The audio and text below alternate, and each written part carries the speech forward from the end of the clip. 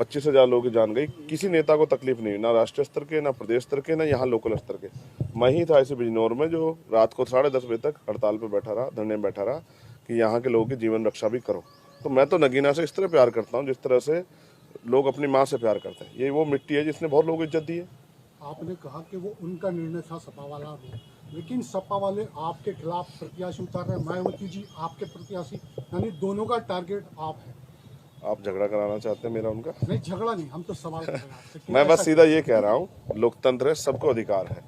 क्या आप वो अपने अपने प्रत्याशी उतारें और उनके प्रत्याशी जाके फील्ड में काम करें, उनके लिए मेरी मंगल कामना है।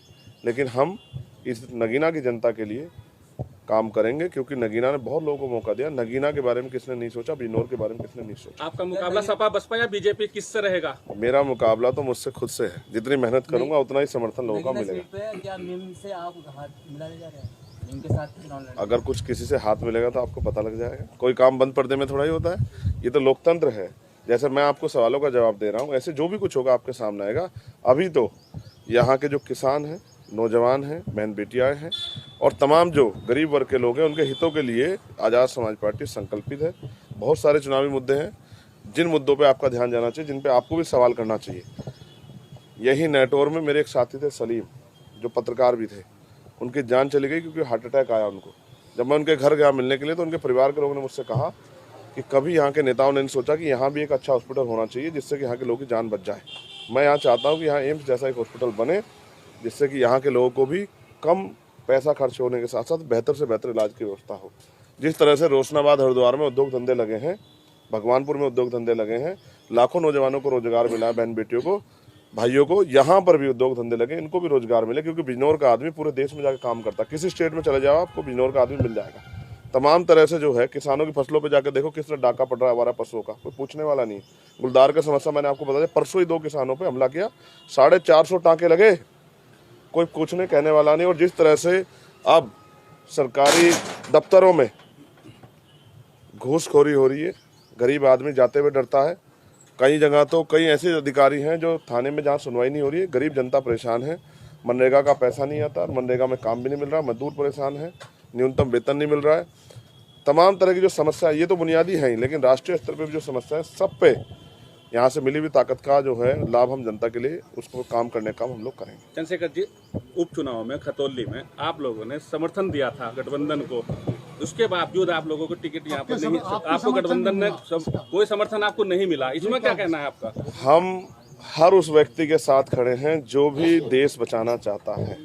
देखो, मैंने एक बात आपको स्पष्ट कर दूं, पहले दिन से मैंने कहा, क्योंकि जब मेरे ऊपर गोली चली, 4 गोली चली, किसी सदन में आपने नहीं सुना होगा किसी भी नेता ने ये कहा हो कि भाई अगर वो चाहते तो सरकार को ही घेर लेते कि भाई कानून व्यवस्था आपके यहाँ बहुत बेकार है, जितने लोगों का नेतृत्व कर रहा है उसी पे गोली चल रही है, आम आदमी का क्या होगा।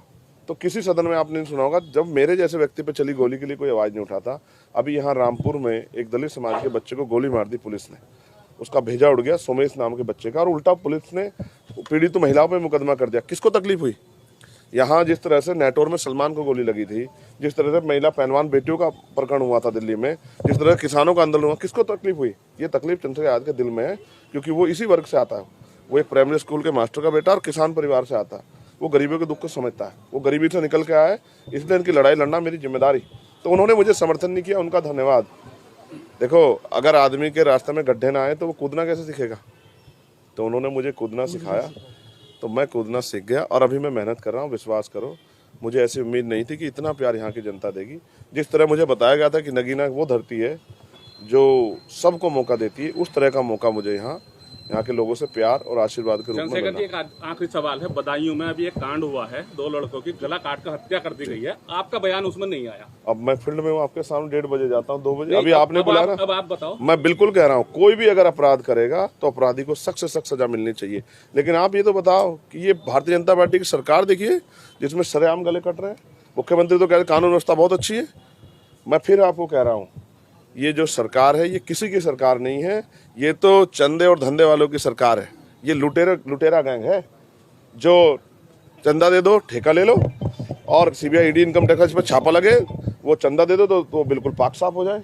ये जो भाजपा की भ्रष्टाचारी सरकार है, इसी की देन है कि आज बेरोजगारी इतनी बढ़ गई है कि नौजवान जो है भूखे मरने के लिए और सुसाइड करने के लिए किसान और नौजवान तैयार है। आप देखो पुलिस भर्ती में पूछो ना आप कि 48 लाख बच्चों ने फार्म भरा, 400 रुपये एक बच्चे से लिए गए, 4-4, 6-6 महीने मेहनत की और पेपर लीक हो गया। मुख्यमंत्री ने क्या कहा, अरे झूठ बोले कोई तो हम सजा कर देंगे, कोई गिरफ्तार करवा देंगे। क्या हुआ, पेपर लीक हुआ नहीं हुआ, फिर आपने भर्ती क्यों कैंसिल किया अगर लीक नहीं हुआ?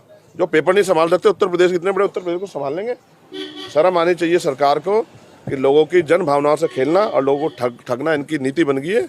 जनता इन्हें वोट की चोट से जवाब देगी और नगीना में तो वो ऐसा फैसला लेगी जिस फैसले से पूरे भारत में कमजोर वर्ग के लोगों में उत्साह पैदा होगा। ठीक, थैंक यू। चुनाव की तैयारी? देखिए, चुनाव की तैयारी के बीच से ही समय निकाल के आया। आज भी कार्यक्रम थे, लेकिन पार्टी के सीनियर लोगों ने तय किया कि आज नॉमिनेशन करना है, तो इसलिए उनकी तैयारी होगी, तो इसलिए हम लोग यहाँ नॉमिनेशन करने के लिए आ गए। यहाँ से तुरंत निकलूंगा। आज भी 17-18 प्रोग्राम है, लोगों के बीच में जाना है, लोगों से मदद की अपील करनी है। चुनावी मुद्दे क्या रहेंगे? बहुत अच्छा माहौल है, बढ़िया जन समर्थन मिल रहा है, क्योंकि अब तक जिनको लोगों ने वोट दिया वो चुनाव के बाद कभी इनको ढूंढने नहीं मिले। और चंद्रशेखर एक ऐसा व्यक्ति है जो बिना बुलाए सबकी मदद करने के लिए पहुंचता है, तो लोगों में बहुत उत्साह है, बहुत प्रेम मिल रहा है। कई जगह तो लोग ये कहते हैं कि भाई पहली बार हमें मजबूत कैंडिडेट मिला है जिसके सहारे से हमें भरोसा है कि अगर वो आदमी आगे बढ़ के जाएगा तो पार्लियामेंट में हमारे क्षेत्र की आवाज़ उठेगी। अभी तक तो सब लोगों ने हमें धोखा दिया है। अच्छा, सपा से आप मुद्दे क्या रहेंगे? मुद्दे पे धोखा मिला, इसको आप कैसे देखते हैं? किसने कहा धोखा मिला?